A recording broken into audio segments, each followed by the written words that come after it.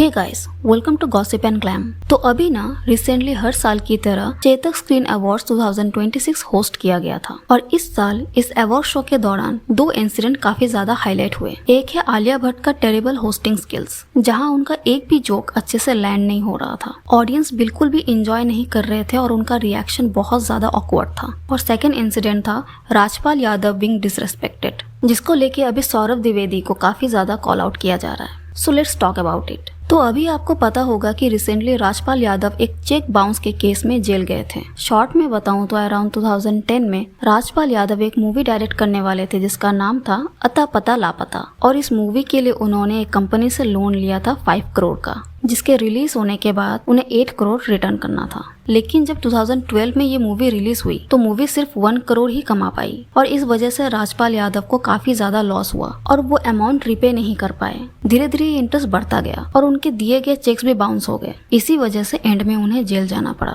बाद में जब लोगों को इस केस के बारे में पता चला तो लोग उन्हें सपोर्ट करने लगे। इंडस्ट्री के कई लोग जैसे सलमान खान, सोनू सूद, अजय देवगन, वरुण धवन एक्सेट्रा ने उनकी फाइनेंशियल बहुत हेल्प की। अब वापस आते हैं स्क्रीन अवार्ड पर। यहाँ सौरभ द्विवेदी और जाकिर खान शो होस्ट कर रहे थे। जब वो ऑडियंस से इंटरेक्ट कर रहे थे ना, तब राजपाल जी से बात करते हुए सौरभ द्विवेदी ने उनके केस पर जोक कर दिया कि डॉलर ऊपर नीचे हो या ना हो, आपको उतने ही पैसे लौटाने पड़ेंगे जितने उधार हैं। राजपाल भाई, डॉलर रुपया कितना भी ऊपर नीचे हो, आपको उतने ही पैसे लौटाने पड़ेंगे जितने उधार हैं।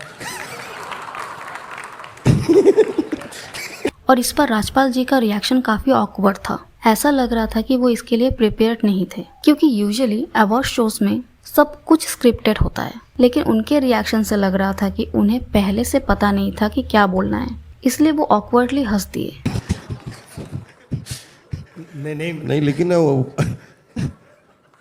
मसला तो सुन लो एक बार, कितने भी लौटाने पड़े, मैं तो मसला ही सुनाना चाहता हूँ ना। और लोगों ने इसको एकदम भी पॉजिटिवली नहीं लिया। कुछ लोग बोल सकते हैं कि गलती राजपाल जी की थी, उन्होंने पैसे लिए और वापस नहीं किए, और लीगल पॉइंट ऑफ व्यू से ये बात सही भी है। लेकिन हर इंसान के लाइफ में प्रॉब्लम्स होती हैं, लेकिन कम से कम किसी के पर्सनल प्रॉब्लम का मजाक बनाना अवॉइड किया जा सकता है। और राजपाल जी एक गेस्ट के रूप में आए थे और उनके पर्सनल इश्यूज पर जोक करना मुझे तो डिसरेस्पेक्टफुल और अननेसेसरी लगा। और बाद में जब लोग सौरभ द्विवेदी को ट्रोल करने लगे तो राजपाल जी ने खुद आकर उन्हें सपोर्ट किया और बोला कि उन्हें ट्रोल ना किया जाए। प्लीज प्लीज सौरभ के वो व्यर्थ में सौरभ की निंदा करके या उल्टी सीधी लाइनें लेके सौरभ का दिल मत दुखाइए। सौरभ का दिल दुखाना मतलब मेरा दिल दुखाना। सलमान खान ने भी उन्हें सपोर्ट करते हुए एक ट्वीट किया जिसमें उन्होंने लिखा, राजपाल भाई, आप 30 ईयर्स से काम कर रहे हो और हम सब ने आपको रिपीट किया है बार बार, क्योंकि आप अपना काम जानते हो और एक वैल्यू लाते हो। काम तो आपको बहुत मिलेगा और इसी डॉलर रेट पे मिलेगा और मिलते रहेगा।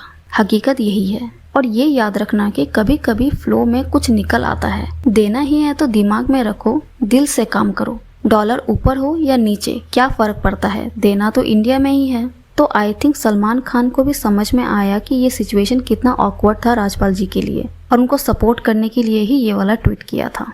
और ये सब ना तब होता है जब कॉमेडी करते करते लोग अपनी लिमिट क्रॉस कर देते हैं। देन अवार्ड शो के बाद वो अपनी नेक्स्ट मूवी भूत बंगला का प्रमोशन कर रहे थे अक्षय कुमार, तब्बू, वामिका एंड परेश रावल के साथ। तब भी कुछ इंसिडेंट्स हुए। तो एक जगह ना अक्षय कुमार ने उन्हें मजाक में कहा कि खामखा पेल दूंगा, जिसको लोगों ने डिसरेस्पेक्टफुल माना। कह रहा हूँ बैठ जा, खामखा पेल दूंगा, बैठ जा। Look at his face. आदमी उठता है, जब देखता हूँ मैं इसको, मुझे हंसी आती है, ऑडियंस को हंसी आती है। पुट समथिंग, मुझे हटाते ही रहता है। हो सकता है कि उनकी बॉन्डिंग अच्छी हो, लेकिन पब्लिक ने इसको अच्छे से नहीं लिया। इसी इंटरव्यू में तब्बू का बिहेवियर भी थोड़ा ऑफ लगा, जैसे कि वो उन्हें इग्नोर कर रही हो। एक और इवेंट में वामिका ने भी उनके पास खड़े होने से अवॉइड किया, जिससे कि सिचुएशन और ऑकवर्ड हो गई। भले ही राजपाल जी हंस रहे थे, लेकिन कहीं ना कहीं उन्हें बुरा लगा होगा। और अक्सर ऐसा होता है कि इंडस्ट्री के लोग उन्हीं के साथ अच्छा बिहेव करते हैं जिनके साथ उन्हें ज्यादा लाइमलाइट मिलता हो। साइड एक्टर्स या फ्लॉप एक्टर्स के साथ उतना अच्छा बिहेव नहीं करते हैं। कुछ दिन पहले रेखा जी का भी ऐसा ही कुछ बिहेवियर जॉनी लेवर के साथ देखा गया था। तो ये थी पूरी कंट्रोवर्सी। आपका क्या ओपिनियन है इस पर, कमेंट में जरूर बताना। और अगर आपको ये वीडियो पसंद आए तो लाइक और सब्सक्राइब करना मत भूलना। And thanks for watching.